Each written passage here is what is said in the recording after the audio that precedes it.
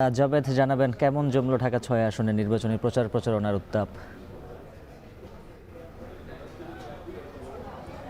উজ্জ্বল, যেমনটি বলছিলেন, মূলত সূত্রাপুর, গ্যান্ডারিয়া, ওয়ারী এবং দয়াগঞ্জের একটি অংশ নিয়ে মূলত ঢাকা ৬ আসন গঠিত। এটি ঢাকার মধ্যে অত্যন্ত গুরুত্বপূর্ণ একটি আসন।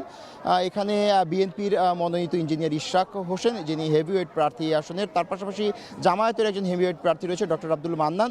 মূলত এই দুজনের মধ্যেই ভোটের মাঠে মূল যে লড়াইটি, সেই লড়াইটি আসলে জমে উঠতে পারে যে ত্রয়োদশ জাতীয় সংসদ নির্বাচন, সেই সংসদ নির্বাচনকে কেন্দ্র করে। আর ১২ তারিখেই ত্রয়োদশ জাতীয় সংসদ নির্বাচন, আর মাত্র ভোটের রয়েছে অল্প কিছু সময়। প্রচারণার কিন্তু আর মাত্র ১১ দিন বাকি, অর্থাৎ ১০ তারিখ সকাল বেলায় এই প্রচারণা শেষ হবে। ঠিক এই অল্প সময়ের মধ্যে যে প্রার্থী রয়েছে, প্রার্থীরা কিন্তু ভীষণ ব্যস্ত সময় পার করছে, ভোটারের দ্বারে দ্বারে যাচ্ছে। যেহেতু এটি একটি ঘনবসতিপূর্ণ এলাকা, এই এলাকায় যানজট, ড্রেনেজ ব্যবস্থা, বিদ্যুৎ, গ্যাসের সংকট রয়েছে।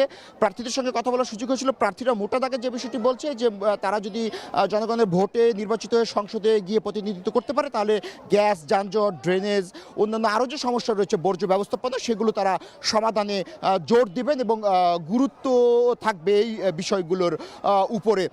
এখন আমি যদি একটু বলি যে এই আসনের যে প্রার্থী রয়েছে, তারা এই শেষ সময়ে মূলত ভোটারের দ্বারে দ্বারে নানা প্রতিশ্রুতি নিয়ে যাচ্ছেন এবং ভোটাররা আশ্বস্ত করার চেষ্টা করছেন ভোটারদেরকে। ভোটাররাও এক অর্থে এই প্রতিশ্রুতি গ্রহণ করছে। তারা ধারণা করছে যে সামনের দিনে ত্রয়োদশ জাতীয় সংসদ নির্বাচন হওয়ার পরে যে সমস্যাগুলো রয়েছে, নাগরিক যে সমস্যা, সেই সমস্যাগুলো অবশ্যই থেকে রক্ষা পাবে বা রেহাই পাবে ঢাকা ৬ আসন। তো উজ্জ্বল, এই ছিল আমার কাছে মূলত ঢাকা ৬ আসন থেকে যে প্রচারণা নির্বাচনের, সেই প্রচারণার সবশেষ তথ্য। উজ্জ্বল।